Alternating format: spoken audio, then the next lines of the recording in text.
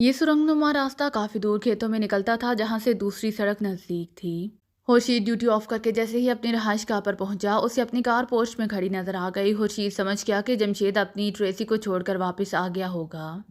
वो जैसे ही drawing room में दाखिल हुआ, उसने जमशेद आगा को सामने सोफे पर बैठे हुए देखा। यार बड़े बदजोक हो, इतनी जल्दी छोड़ कर आ गए, खुर्शीद ने बड़े बेतकल्लुफाना अंदाज में आगे बढ़ते हुए कहा। खुर्शीद नौकरों को रहाइशगाह से बाहर भेजकर वापस आओ, कोई मुदाखलत ना हो, अचानक जमशेद ने सख्त लहजे में कहा। और खुर्शीद को यूं महसूस हुआ जैसे उसके जहन में क्लिक की आवाज़ गूंजी हो। ये सर, खुर्शीद ने बड़े मुकैनकी अंदाज में जवाब दिया और उल्टे पांव मुड़कर बाहर निकलता चला गया। 5 मिनट बाद वो वापस आया तो उसका चेहरा स्पॉट था, सर्द और गैर जज्बाती, जैसे वो इंसान की बजाय लोहे की बनी हुई मशीन हो। सुनो खुर्शीद, मुझे ऑयल फील्ड और रिफाइनरी का तफसीली नक्शा चाहिए और सिक्योरिटी इंतजामात की तफसील, क्या तुम ये मुहैया कर सकते हो? जमशेद ने तहकुमाना लहजे में कहा। मिल जाएगा बास, मैं कल दफ्तर से निकाल कर पहुंचा दूंगा, खुर्शीद ने इसी तरह मेकान के अंदाज में जवाब देते हुए कहा। यहाँ का ट्रांसपोर्ट इंचार्ज कौन है? जमशेद ने पूछा। रॉबर्ट गावर, चीफ ट्रांसपोर्ट ऑफिसर जनाब, खुर्शीद ने जवाब दिया। लहजा उसी तरह स्पॉट था। क्या वो तुम्हारे कहने पर आ जाएगा? जमशेद ने पूछा। नो सर, मेरे उससे ताल्लुकात नहीं है जनाब, खुर्शीद ने जवाब दिया। फिर मुझे बताओ कि मैं एक ट्रक सामान और 20 के करीब अफराद को किस तरह फील्ड के अंदर मंगा सकता हूँ? जमशेद ने कहा। सर, बज़ाहिर तो इसकी कोई सूरत नहीं, यहाँ इंतहाई सख्त चेकिंग होती है सर, खुर्शीद ने जवाब दिया। कोई तरकीब निकालो, जमशेद ने जोर देकर कहा। सर, एक तरकीब हो सकती है। 2 रोज़ बाद फील्ड में एक कौमी तकरीब मनाई जाने वाली है, उसके लिए बाहर से आदमी सामान वगैरह लेकर आएंगे। अगर उस ठेकेदार से बात कर ली जाए, जो ये सामान लेकर आता है, तो आदमी भी और सामान भी लाया जा सकता है। खुर्शीद ने चंद लम्हे खामोश रहने के बाद कहा। इस सामान की चेकिंग नहीं होती? जमशेद ने कहा। चेकिंग तो होती है सर, लेकिन सरसरी सी, क्योंकि वो ठेकेदार गुज़िश्ता 2 सालों से सामान और आदमी भेज रहा है और आज तक कोई शिकायत पैदा नहीं हुई, खुर्शीद ने जवाब दिया। किस किस्म का सामान आता है? जमशेद ने पूछा। सर, क्रॉकरी, शामियाने, कनातें, वर्दियाँ, कालीन, सोफ़े और इस किस्म का बेशुमार दूसरा सामान, और फिर उन्हें नस्ब करने और सेट कराने के लिए मजदूर, खुर्शीद ने तफसील से बताया। ओ गुड, कौन है वो ठेकेदार? जमशेद ने इत्मीनान भरा सांस लेते हुए कहा। फरहत एंड को, माल रोड, खुर्शीद ने जवाब देते हुए कहा। ठीक है, उसका इंतज़ाम और सुपरविजन किसके ज़िम्मे होती है? जमशेद ने पूछा। मेरे सेक्शन के ज़िम्मे जनाब, खुर्शीद ने जवाब दिया। गुड, इसका मतलब है कि काम बन सकता है, जमशेद ने जवाब दिया। अच्छा, अब तुम ऐसा करो कि मुझे मेरे रहाइशगाह तक छोड़ाओ, मैं बहुत थक गया हूँ, जमशेद ने सोफे से उठते हुए कहा। छोड़ाऊँ? क्या मतलब? कमाल है भाई, ये साथ ही तो तुम्हारी रहाइशगाह है, तो तुम यहाँ इसीलिए मेरा इंतज़ार कर रहे थे। क्या हुआ तुम्हें? क्या ट्रेसी की जुदाई का इतना असर पड़ गया है? खुर्शीद ने हैरत से आंखें नचाते हुए कहा। और जैसे ही उसका फिक्रा मुकम्मल हुआ, उसके जहन में क्लिक ही हुई। मुझे मेरे रहाइशगाह पर छोड़ आओ, जमशेद का लहजा तहकुमाना हो गया। यस सर, आइए, खुर्शीद ने उसी तरह मेकान के अंदाज में जवाब दिया और वह बैरूनी दरवाजे की तरफ मुड़ गया। जमशेद मुस्कुराता हुआ उसके पीछे चल दिया। यह स्टॉक एक्सचेंज, बास ने रिसीवर उठाते ही तेज़ लहजे में अपना कोड दोहराते हुए कहा। बास, मैं फ्रैंक बोल रहा हूँ। गदब हो गया बास, माइकल हलाक हो गए हैं, 3 मजीद अफराद कत्ल हो गए हैं, 3 बेहोश पड़े हैं और कोठी में दाखिल होने वाला निकल जाने में कामयाब हो गया है। दूसरी तरफ से एक घबराई हुई आवाज़ सुनाई दी। ओ गदब हो गया, अब कितने आदमी जिंदा हैं? जल्दी बोलो, बास ने चीखते हुए कहा। 3 हम हैं और 3 बेहोश पड़े हैं बास, बाकी ख़त्म हो चुके हैं, फ्रैंक ने जवाब दिया। सुनो, जिस कदर जल्दी मुमकिन हो सके बेहोश, जिंदा, मुर्दा, सामान सब कुछ खुफिया रास्ते से निकाल कर बाहर ले जाओ। कोठी पर फौरी रेड होगा, फौरन निकलो, कोई चीज़ बाकी ना रह जाए जिससे शनाख्त हो सके, जल्दी करो, बास ने चीखते हुए कहा। बब बेहतर बास, दूसरी तरफ से उसी तरह घबराए हुए लहजे में जवाब दिया गया। सुनो, सब कुछ ले जाकर पॉइंट नंबर 12 पर पहुंच जाओ, जल्दी करो, एक लम्हा भी ज़ाया मत करो, जल्दी, बास ने गुस्से से चीखते हुए कहा और इसके साथ ही उसने एक झटके से रिसीवर रख दिया। क्या हुआ बास? नवैल ने परेशान लहजे में कहा, मगर बास ने उसकी बात सुने बगैर जल्दी से मेज़ पर पड़े हुए ट्रांसमीटर की नॉब घुमानी शुरू कर दी और फिर मखसूस फ्रीक्वेंसी एडजस्ट करने के बाद उसने बटन ऑन कर दिया। Hello hello, top rock calling, Richard over. बास बार बार यही जुमला दोहराए चला जा रहा था। Yes Richard speaking over. चंद लम्हों बाद दूसरी तरफ से एक आवाज़ गूंजी। रिचर्ड, तुम कहाँ हो? ओवर, बास ने तेज़ लहजे में पूछा। मैं पॉइंट 3 पर मौजूद हूँ जनाब, ओवर, दूसरी तरफ से जवाब मिला। सुनो माइकल, पॉइंट ख़त्म हो गया है, माइकल हलाक कर दिया गया है, मैंने उस पॉइंट को खाली कर दिया है, अब तुम वहाँ नहीं जाना और पॉइंट 3 पर ही रहो, मैं बाद में तफसीली हदायत दूंगा, ओवर, बास ने तेज़ लहजे में कहा। ओ बास, ये क्या कह रहे हैं? माइकल हलाक हो गया है, ये कैसे हो सकता है? ओवर, रिचर्ड की हैरत से पुर आवाज़ सुनाई दी। हाँ, इस पॉइंट पर रेड हुआ है, तफसीलात बाद में बताऊंगा, ओवर एंड ऑल, बास ने तेज़ लहजे में कहा और इसके साथ ही उसने ट्रांसमीटर का बटन ऑफ कर दिया। माइकल हलाक हो गया? हैरत है, एक आदमी ने माइकल को भी हलाक कर दिया और उसके बावजूद वो अड्डे से जिंदा निकल गया। आखिर ये इतने सारे आदमी वहाँ क्या कर रहे थे? नवाल ने हैरत भरे लहजे में कहा। وہ یقیناً عمران تھا، وہ ہے ہی ایسا آدمی، اس سے کچھ بعید نہیں، جہاں ناممکن کا لفظ آ جاتا ہے وہاں سے اس کی کھوپڑی ایسے گول کھلاتی ہے۔ بہرحال اب ہمیں فوری طور پر اپنی پلاننگ بدلنی ہوگی، کوئی نیا منصوبہ بنانا ہوگا۔ باس نے اپنے ہونٹ بھینچتے ہوئے کہا، میرا خیال ہے کہ ہمیں اپنی تمام تر صلاحیتیں عمران کے ہاتھ میں پر لگا دینی چاہیے، ایسے خطرناک آدمی کا زندہ رہنا ہمارے لیے اچھا نہیں۔ نویل نے کہا، ٹھیک ہے، اب میں اس نتیجے پر پہنچا ہوں، براہ راست پے در پہ حملے، سب کچھ تباہ کر دو، ہر چیز کو پھونک ڈالو، اب یہی ایک صورت رہ گئی ہے۔ باس نے میز پر مکے مارتے ہوئے کہا، لیکن اب عمران کہاں ملے گا، اس کا کوئی ٹھکانہ؟ نویل نے جوشیلے انداز میں پوچھا، اب تو اسے تلاش کرنا پڑے گا، اس کا ایک ہی حل ہے، شہر میں مسلسل اور پے در پہ ہلاکت خیز کارروائیاں کی جائیں، تب عمران باہر آئے گا۔ باس نے کہا، لیکن باس اس طرح تو ہمارے آدمی بھی اس کے ہتھے چڑھ سکتے ہیں۔ نویل نے کہا، اس کا یہی طریقہ ہے کہ ایک گروپ کام کرے، دوسرا گروپ کام کی نگرانی کرے، اس طرح عمران کو تلاش کیا جا سکتا ہے۔ باس نے جواب دیا، باس کہ یہ بہتر نہیں کہ ہم سب ہنگامی میٹنگ کریں، پھر ٹھنڈے دل سے غور و فکر کر کے کوئی ٹھوس لائحہ عمل تیار کریں۔ نویل نے اسی طرح جذباتی انداز میں کام کرنے سے کہیں مزید نقصانات نہ اٹھانے پر مجبور ہو جائیں۔ نویل نے ڈرے ڈرے لہجے میں کہا، واقعی میں بہت زیادہ جذباتی ہو رہا ہوں، مجھے ایسا نہیں ہونا چاہیے۔ باس چند لمحے آنکھیں نکالے نویل کو گھورتا رہا، پھر اس نے دونوں ہاتھوں سے سر پکڑ لیا۔ باس آپ پریشان نہ ہوں، سب ٹھیک ہو جائے گا۔ نویل نے اسے تسلی دیتے ہوئے کہا، سنو نویل، اب صورتحال واقعی بدل گئی ہے اور ہمیں بھی وقت کے ساتھ ساتھ اپنی پلاننگ بدلنی ہوگی۔ موشی آئل فیلڈ پر کام کر رہا ہے اور اس کا کام پروگرام کے مطابق بڑی کامیابی سے آگے بڑھ رہا ہے، اسی لیے اسے چھیڑنے یا اس کے کام میں مداخلت کرنے کی ضرورت نہیں ہے۔ اب موجودہ صورتحال کے تحت رچرڈ تمہیں اور مجھے مل کر اور اپنی طاقت یکجا کر کے سیکرٹ سروس کو الجھانا بھی ہے اور عمران کا خاتمہ بھی کرنا ہے۔ باس کے لہجے میں ٹھہراؤ آ گیا تھا، اب وہ شاید اپنے آپ پر مکمل طور پر قابو پا لینے میں کامیاب ہو چکا تھا۔ بالکل درست ہے جناب، تو پھر رچرڈ کو یہیں بلوا لیجیے، ہم ابھی میٹنگ کر لیتے ہیں۔ نویل نے جواب دیا اور باس نے ایک بار پھر ٹرانسمیٹر پر رچرڈ کو کال کرنا شروع کر دیا۔ رابطہ قائم ہوتے ہی رچرڈ کو فوری طور پر ہیڈ کوارٹر آنے کا حکم دے کر باس نے ٹرانسمیٹر آف کر دیا اور پھر تقریباً 10 منٹ بعد رچرڈ میٹنگ ہال میں داخل ہوا اور باس کے سامنے رکھی ہوئی کرسی پر بیٹھ گیا۔ رچرڈ، مائیکل ہلاک ہو چکا ہے، اس کا پوائنٹ ختم ہو چکا ہے، تمہارے 3 ساتھی ختم ہو چکے ہیں، مائیکل کا بھی ایک آدمی ختم ہو گیا ہے، اب اس کے گروپ کے 3 افراد باقی بچے ہیں، ان 3 افراد کو تم اپنی ماتحتی میں لے لو، اس طرح تمہارا گروپ مکمل ہو جائے گا۔ نویل کا پورا گروپ موجود ہے جبکہ میرا ایک آدمی رہ گیا، اس طرح ہم تینوں کے پاس ہمارے علاوہ 9 افراد موجود ہیں۔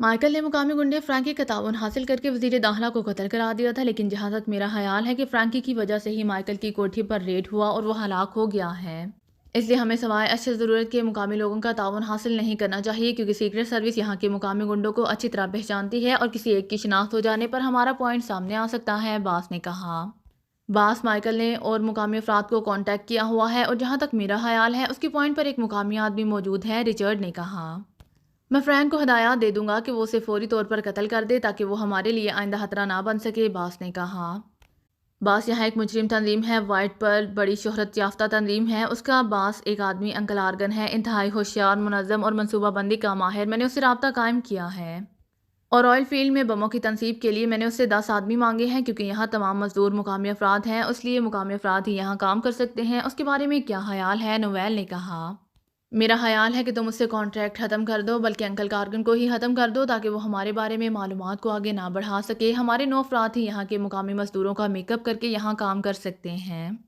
ایسا نہ ہو کہ غفلت سے ہمارا اصل منصوبہ ہی سبوتاژ ہو جائے۔ باس نے چند لمحے خاموش رہنے کے بعد کہا، میرا بھی یہی خیال ہے باس، ہمیں مقامی افراد کو ٹچ ہی نہیں کرنا چاہیے، اس طرح ہم زیادہ کامیاب ہو سکتے ہیں۔ رچرڈ نے جواب دیا، ٹھیک ہے، میں آج ہی انکل کارگن کا خاتمہ کرا دیتا ہوں۔ نویل نے کہا، اور سنو، اب ہمارے سامنے ایک واضح منصوبہ ہے، وہ یہ کہ سیکرٹ سروس کو مسلسل الجھائے رکھنے کا اور عمران کے خاتمے کا، تاکہ اصل مشن ہر قسم کی مداخلت سے محفوظ رہے اور تیزی سے مکمل ہو سکے۔ اس سے پہلے تو ہم نے یہ پلاننگ کی تھی کہ مائیکل اور رچرڈ یہاں کی سیکرٹ سروس کو الجھائے رکھیں، میں عمران کے خاتمے کے لیے کام کروں اور نویل اور موشی آئل فیلڈ پر کام کریں، لیکن اب تک یہ صورتحال سامنے آئی ہے کہ عمران پر پہلے ہی حملے میں میرے 3 آدمی ختم ہو گئے ہیں اور مجھے وقتی طور پر خاموش ہونا پڑا۔ مائیکل نے 2 ٹارگٹس نہایت کامیابی سے کور کیے ہیں، یعنی UK یونٹ کی تباہی اور وزیر داخلہ کا قتل، لیکن مقامی افراد کی وجہ سے مائیکل خود بھی ختم ہو گیا، پھر اس کا پوائنٹ بھی ختم کرنا پڑا۔ رچرڈ نے ایک ٹارگٹ پر کام کیا اور اس کے 3 افراد ختم ہو گئے، اس نے اپنی ذاتی دلیری اور ہمت کی بنا پر ٹارگٹ کور کیا، لیکن آئندہ کے لیے وہ بھی محدود ہو کر رہ گیا۔ نویل نے آئل فیلڈ میں کام کرنا ہے، لیکن ابھی اس کام کو دیر ہے کیونکہ موشی وہاں بنیادی اور ابتدائی انتظامات کرنے میں مصروف ہے اور مجھے بڑی خوشی ہے کہ وہ بڑی کامیابی سے آگے بڑھ رہا ہے، کیونکہ ہمارا اصل مشن تو وہی ہے اور وہ کامیاب جا رہا ہے۔ اب میرا خیال ہے کہ موشی کو چھوڑ کر ہم سب کو اکٹھا کام کرنا چاہیے اور کوئی ایسا منصوبہ بنانا چاہیے جس سے ہم براہ راست تیز اور فوری ٹارگٹ کور کر سکیں۔ ٹارگٹس ایسے ہیں جو ملک میں دہشت، خوف و ہراس پھیلا دیں تاکہ یہاں کی پولیس، انٹیلیجنس اور سیکرٹ سروس مسلسل الجھی رہے اور پھر عمران کے خاتمے پر بھی خصوصی توجہ دی جا سکے۔ اس سلسلے میں آپ لوگ کیا تجویز پیش کرتے ہیں؟ عباس نے صورتحال کی وضاحت کرتے ہوئے کہا، عباس، ہمیں بھی وہی طریقہ کار استعمال کرنا چاہیے جو سب کی سیکرٹ سروس نے اسرائیل میں استعمال کیا تھا، یعنی مسلسل اور پے در پہ حملے، لگاتار گھریلا کارروائیاں۔ اس طرح ہم ملک میں بھونچال لے آئیں گے اور یہ کام ہم ایک گروپ کی صورت میں کریں گے، صرف اپنے آدمیوں کو ساتھ لے کر، رچرڈ نے کہا۔ اوکے، اب اسی پر ہی کام ہوگا، عباس نے کہا۔ تو سب خاموشی سے اٹھ کر بیرونی دروازے کی طرف چل دیے۔ عمران دانش منزل کی مخصوص لائبریری میں بیٹھا ایسی مجرم تنظیموں کی فائلیں پڑھنے میں مصروف تھا جو اس قسم کی دہشت پسندانہ کارروائیوں میں ملوث رہی ہوں، لیکن کسی تنظیم کا طریقہ کار بھی موجودہ مجرموں سے ملتا نہیں تھا۔ ابھی وہ انہی فائلوں میں سر کھپانے میں مصروف تھا کہ میز پر پڑے ہوئے انٹرکام کی گھنٹی بج اٹھی اور عمران نے ہاتھ بڑھا کر ریسیور اٹھا لیا۔ یس، عمران نے سنجیدہ لہجے میں کہا۔ عمران صاحب، ٹائیگر کا فون ہے، وہ آپ سے کوئی اہم بات کرنا چاہتا ہے۔ دوسری طرف سے بلیک زیرو کی آواز سنائی دی۔ اوکے، میں آ رہا ہوں، عمران نے ایک طویل سانس لیتے ہوئے کہا، اور پھر ہاتھ میں موجود فائل اس نے بند کر کے واپس خانے میں رکھی اور تیز تیز قدم اٹھاتا آپریشن روم کی طرف بڑھتا چلا آیا۔ بلیک زیرو نے ریسیور ڈائریکٹ ریڈل سے ہٹا کر عمران کے ہاتھ میں دے دیا۔ یہ ڈائریکٹ ریڈل اسی لیے بنایا گیا تھا کہ دوران کال اگر بلیک زیرو کو کوئی کام یا کسی اور سے بات کرنی پڑے تو دوسری طرف سے اس سے متعلقہ آواز نہ سنائی دے۔ کیا بات ہے ٹائیگر؟ عمران نے کرسی پر بیٹھ کر ریسیور ہاتھ میں لیتے ہوئے پوچھا۔ سر، میں نے آپ سے پہلے بھی رابطہ قائم کرنے کی کوشش کی تھی، لیکن عمران کی آواز سنتے ہی ٹائیگر نے تمہید باندھنی شروع کر دی۔ کام کی بات کرو، میرے پاس فضول باتوں کے لیے فرصت نہیں ہے، عمران نے اسے ڈانٹتے ہوئے کہا۔ او سوری سر، ویسے سر تھوڑی سی تمہید باندھے بغیر میں آپ کو سمجھا نہ سکوں گا، ٹائیگر نے جواب دیا۔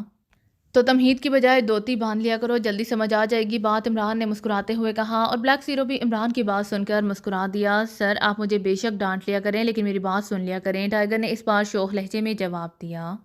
ڈانٹنے کے بعد بات سننے کا کیا فائدہ؟ بہرحال سناؤ قصہ ایک درویش کا، عمران نے جواب دیا۔ صاحب، آپ نے کافی دنوں سے کوئی کام نہیں بتایا تھا، اسی لیے فارغ اوقات گزارنے کے لیے میں نے مجرموں کے اڈے میں اٹھنا بیٹھنا شروع کر دیا تاکہ کام کی معلومات حاصل کر سکیں۔ یہاں ایک مقامی مجرم تنظیم ہے، وائٹ پرل، اس کے پاس کارگن ہے، کیفے کارگن کا مالک۔ بظاہر وہ انتہائی سیدھا سادہ اور بے ضرر سا شخص، لیکن در حقیقت حادثہ عیار اور ذہین آدمی ہے۔ بہرحال میری اس سے دوستی ہو گئی۔